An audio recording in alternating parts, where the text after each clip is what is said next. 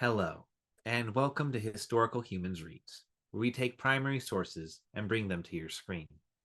I'm Colum Coleman, and today we are reading from the most cited and least read work of academic literature ever written.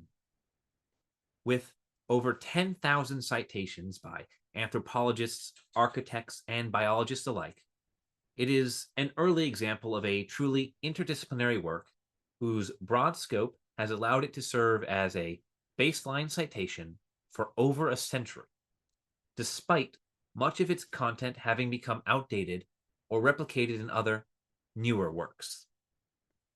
Clocking in at 739 pages in 1917 and 1,116 pages in its 1942 reprint, the work is, of course, On Growth and Form by D'Arcy Wentworth Thompson. On Growth and Form seeks to explain biology through mathematical principles and physical laws. This endeavor has sparked minds from diverse fields around the world, including Alan Turing, the inventor of the modern computer. Today, we'll be reading from Chapter 1, Introductory, of On Growth and Form by D'Arcy Wentworth Thompson.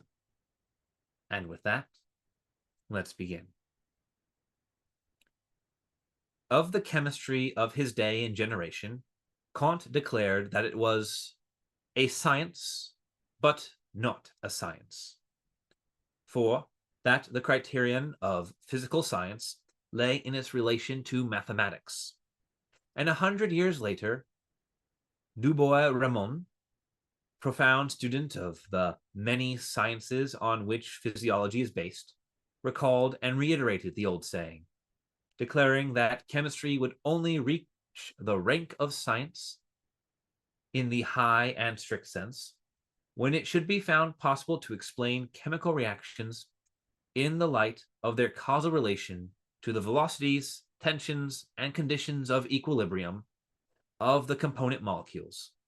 That, in short, the chemistry of the future must deal with molecular mechanics by the methods and in the strict language of mathematics, as the astronomy of Newton and Laplace dealt with the stars in their courses.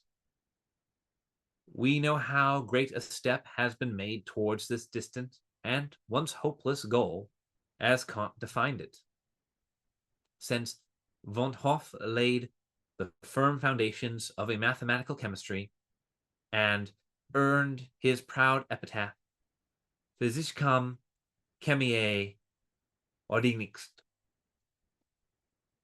We need not wait for the full realization of Kant's desire in order to apply the natural sciences to the principle which he urged.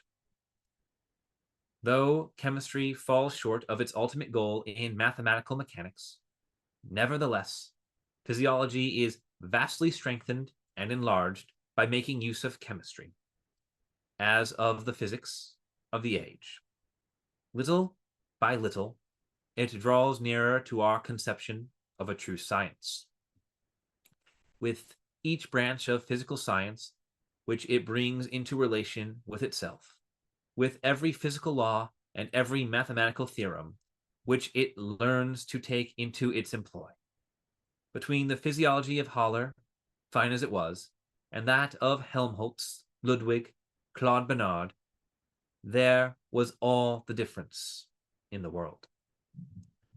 As soon as we adventure on the paths of the physicist, we learn to weigh and to measure, to deal with time and space and mass and the related concepts, and to find more and more our knowledge expressed and our needs satisfied through the concept of number, as in the dreams and visions of Plato and Pythagoras.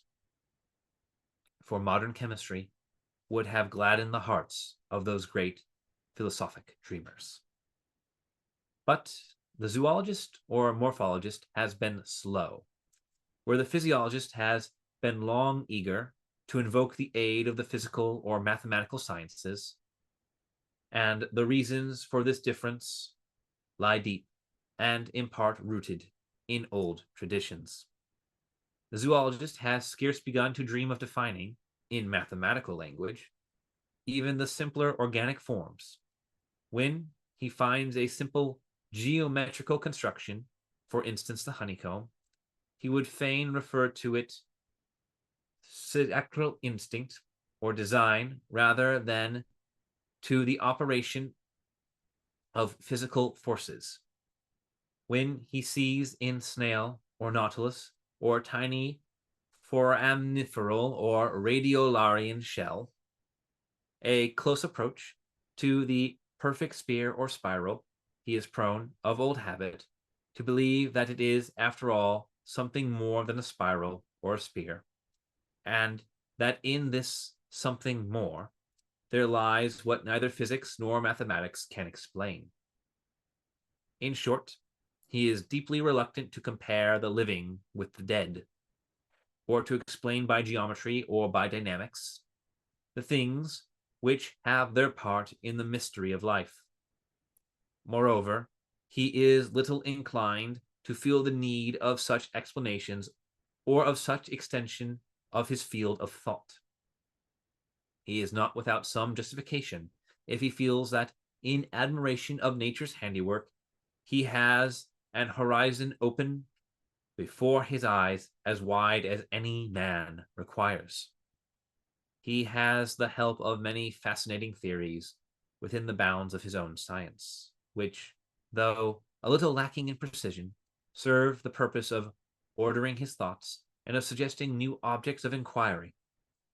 His art of classification becomes a ceaseless and an endless search after the blood relationships of things living and the pedigrees of things dead and gone.